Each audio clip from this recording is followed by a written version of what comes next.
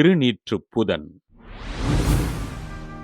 மனிதனே, நீ மண்ணாக இருக்கின்றாய், மண்ணுக்கே திரும்புவாய் என்பதை உணர்த்துவதற்காக குழந்தைகள் முதல் பெரியவர்கள் வரை அனைவருடைய நெற்றியிலும் ஆசீர்வதிக்கப்பட்ட திருநீரினால் சிலுவை அடையாளம் வரையப்படுகின்றது.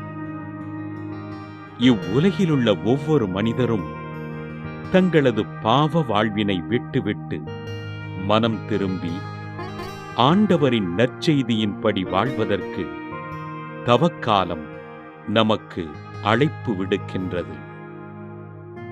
ஆண்டவர் இயேசு அலகையினை வெற்றி கொள்வதற்காக 40 நாட்கள் இரவும் பகலும் நோன்பிருந்து ஜெபித்ததனை பின்பற்றி நம் ஒவ்வொருவரையும் 40 நாட்கள் பக்தியோடு ஜெபிக்க திருச்சபை நம்மை அழைக்கிறது.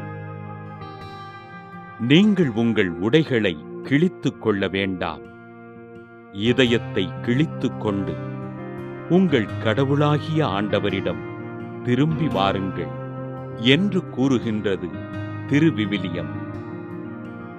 நம்மை பண்படுத்துகின்ற இந்த தவக்காலத்தில் நாம் கடைபிடிக்க வேண்டிய பண்புகளை திருச்சபையானது உள்ளார்ந்த செயல்பாடுகள், வெளிச் செயல்பாடுகள் என 2 பிரிவுகளாக பிரித்து நம்மை செயல்பட பரிந்துரை செய்கின்றது.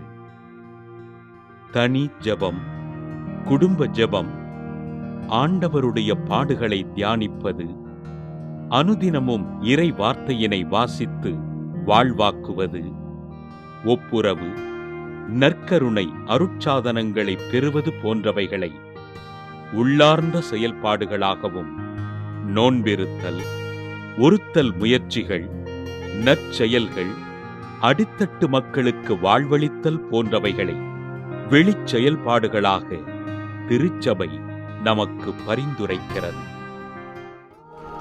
தவக்காலத்தினை தொடங்குகின்ற நாம் நமது வாழ்வின் உள் ஆழத்திற்குச் சென்று நம்மை நாமே சுய பரிசோதனை செய்வோம். நமது வாழ்வு முறை எத்தகையது என்பதை உணர்வோம்.